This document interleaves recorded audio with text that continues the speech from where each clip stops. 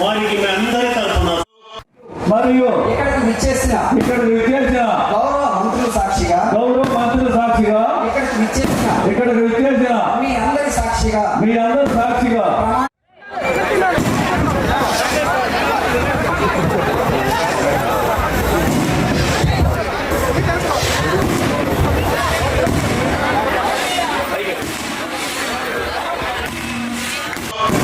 ఉమ్మడి ప్రకాశం జిల్లాలోనే మా అందరికీ ఒక మార్గదర్శిగా ఇప్పటికీ ఓటమి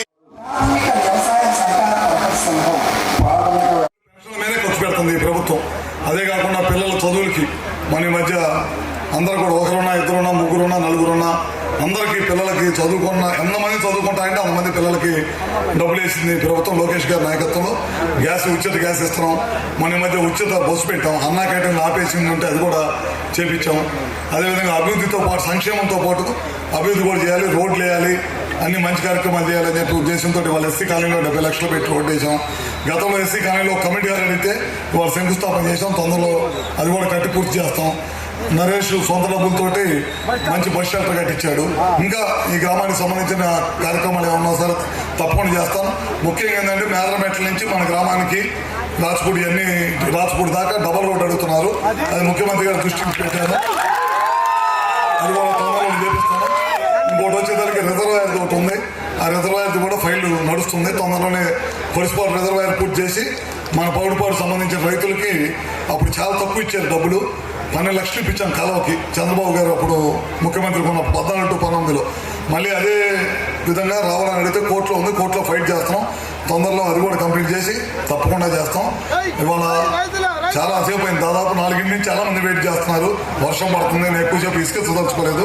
మా చేతుల మీదుగా ఇద్దరు పెద్దలు ఎన్టీ రామారావు గారు, రామాంజనేయ గారు విగ్రహావిష్కరణలో ఆవిష్కరించే అవకాశం కల్పించినందుకు మీ అందరూ కూడా పేరు పేరున నా ధన్యవాదాలు తెలియజేసుకుంటూ, గతంలో ఏ విధంగా అయితే తెలుగుదేశం పార్టీకి మంచి ఆదరణ ఉంది ఈ గ్రామంలో, అదే ఆదరణ రాబోయే రోజుల్లో కూడా ఉండాలి. అదే ఆదరణ మీ దగ్గర నుంచి పొందాలంటే మేము కూడా జాగ్రత్తగా పనిచేయాలని చెప్పి కూడా తెలియజేసుకుని, నేను కాదు జయ కూడా అందరూ చూసుకుని నేను కార్లు వెళ్తానని చెప్పి మన మీద ఎంతో ప్రేమతో, నా మీద గౌరవంతో వాళ్ళ ఇక్కడ రావటం జరిగిందనమాట. పోలీస్ అధికారికి కూడా నా అభినందన తెలియజేసుకుంటా ఉన్నాను ఇంత దూరం వచ్చినందుకు మా కోసం. అదేవిధంగా నాకు ఫస్ట్ రాజకీయ వేదిక ఎక్కింది మేము ఈ గ్రామంలోనే. నేను ఎమ్మెల్యే ముందు ఆంజనేయులు గారి విగ్రహం చనిపోయినప్పుడు ఎక్కాను. బాగా గుర్తుంది. ఇంకా నేను ఎమ్మెల్యే అవ్వనప్పుడు నరేష్ ఫ్రెండ్ నేను అప్పుడు వచ్చాను. ఆ రాజకీయ వేదిక అనేది ఎక్కింది ఈ ఊర్లో నేను.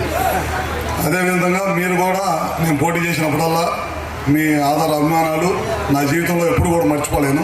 పోయినసారి కూడా మీ గ్రామం అంతా మా వెంటండి దాదాపు 1200 ఓట్లు మెజార్టీ ఇచ్చారంటే అది సామాన్యమైన విషయం.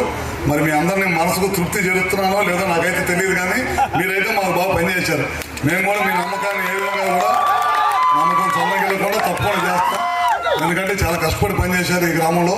ఎందుకంటే మన కాన్స్టిట్యున్సీ కానీ మన మండలంలో కానీ అందరూ బాగా కష్టపడి పనిచేశారు. ఎలక్షన్స్లో మంచి మెజారిటీ వచ్చింది. అదేవిధంగా మన చంద్రబాబు నాయుడు గారు కూటమి ప్రభుత్వం అధికారంలోకి వచ్చిన తర్వాత దాదాపు 3 నెలలు అయింది. ఎన్నో మంచి మంచి కార్యక్రమాలు చేస్తా ఉన్నాం. మీ అందరూ తెలియదు కాదు, పెన్షన్ దాదాపు దాకా 3,000 ఉండే పెన్షన్ ఒకేసారి 4,000 చేశాం. కొంతమందికి 6,000 ఇస్తున్నాం, కొంతమందికి 10,000 ఇస్తున్నాం, కొంతమందికి 15,000 ఇస్తున్నాం.